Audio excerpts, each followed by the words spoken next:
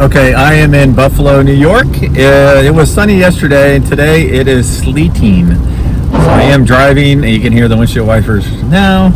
I am trying to visit a few fun spots here, so stay tuned. I think I've got a muscle car dealership I'm going to visit here shortly.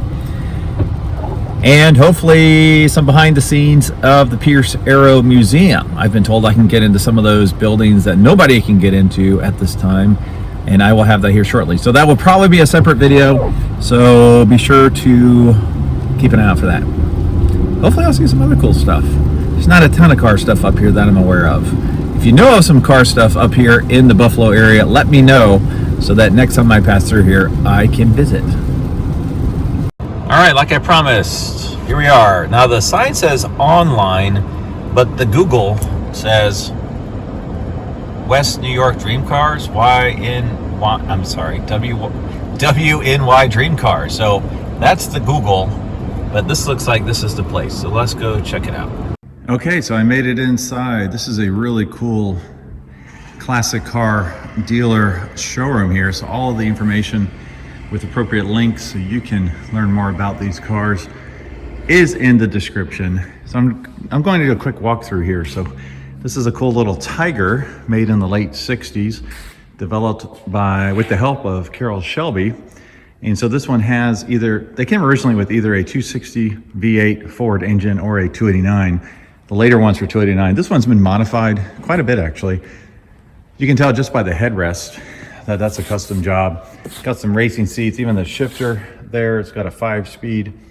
Tasteful modifications, probably make it a better, more enjoyable driver. And then I love the Halibran replica wheels they have on it. Looks really nice.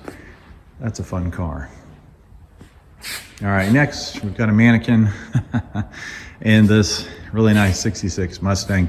Beautiful color combination. This is a C code, so it's a 289 two-barrel car, and I really love the colors on this car. Now, if you're not a Mustang expert, I will point out a few interesting things. You can tell it's a 66 two ways. You can see the three prongs. That's 66 only. Now, those might not be on the car if it has an interior decor group, which adds a pinstripe. So that's not the guaranteed way. I always think of 3 goes into 66. That's easy way to identify it as a 66. Now, these wheels are not correct for the year, but they're really cool, nice looking. Those are more Magnum 500s, which came out in 1969. The white rocker stripe is not correct, but it looks good. One similar to that was put on the GT cars, which also eliminated that ornamentation there, but there's a lot of other things that were added for the GT cars. So you can see the 289 on the emblem. Like I said, it's a C code, which is a two-barrel car.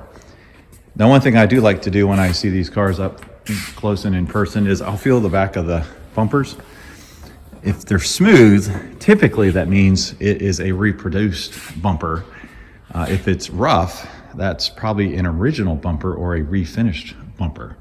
So, beautiful car. It's got dark blue interior. Looks pretty solid. Aftermarket radio, which is good and bad. I mean, it's good if you like the tunes. It's bad in that particular model there, they actually had to cut into the dash to get it that way. So if you wanted to make it back to the factory look, it will actually involve some welding. All right, this is a cool Boss 302. Obvious race car here. Really cool. So Ford Racing Boss 302S. This car here is a British car. I think it's called a Angelica. This is the Harry Potter car, not the actual Harry Potter car. Angela, but one just like it, and this is in fantastic shape. You know, ironically, I couldn't figure out how to get the hood open, so I'm sure there's just a little four-banger in there. Got an Indian motorcycle over here. I am trying to get better on my camera work. And then here's a gorgeous Boss 429. These were made in 1969 and 1970. Very similar cars between the 2 years. The biggest difference in 1970, you got only 2 headlights and these quote-unquote vents, which aren't really vents on the side. 69 had quad headlamps and no vents. This hood was only available, this hood scoop was only available on 69 and 70 Boss 429s. There was a hood scoop available on 68 Super Cobra Jets, the 428 cars, but it was not the same hood. It was thinner, narrower, and ironically only available on the Super Cobra Jet 428 cars. All right, got another cool Petty Tribute, Petty package Mustang here. We got a 1971 Boss 351, which I'll get to in a second. This is a really nice Coca-Cola Vw Bug with all the fun little things on it. You see the little key on the back as if you wind it up. A nice Coca-Cola theme going on here. And you can see inside, it's a nice shape. It's a nice driver shape. It'd be a lot of fun just to scoot around in this thing. Even have, is that Roadrunner? Is it Woody the Woodpecker? I'm not sure. All right, here's the Boss 351. I'm not a huge fan of this model of Mustang, but if I were to have one, the Boss 351 would be it. 351 cubic inch V8 Ram Air Cobra Jet engine. This is a great engine. This is one of the best engines ever put into a Mustang.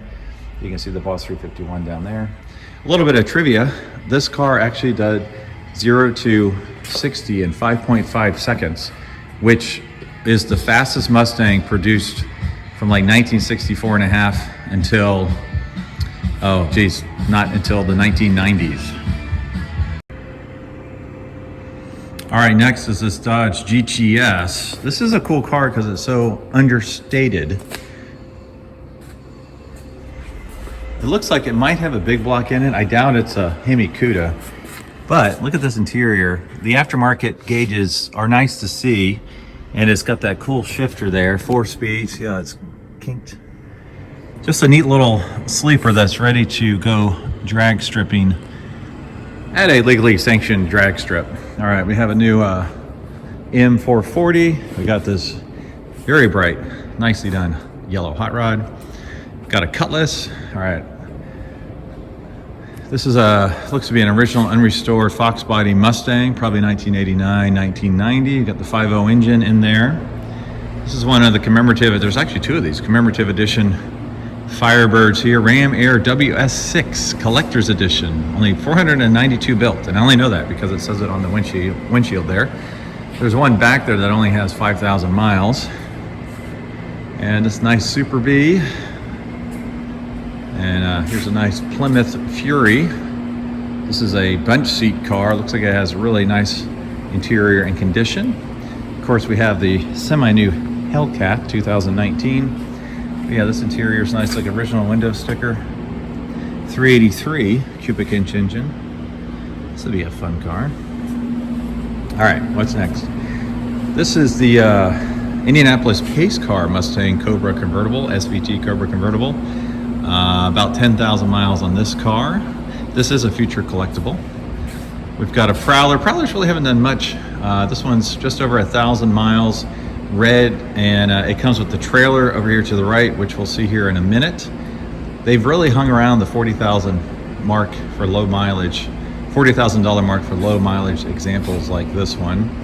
And then here's the Trans Am with only 5,000 miles on it. And if you want to step back into the mid to late 90s, just take a look inside here. Got the headrest adorned, big poofy steering wheel, plastic gauges everywhere. Takes me back to my youth. All right, then here's the trailer that goes with that Prowler.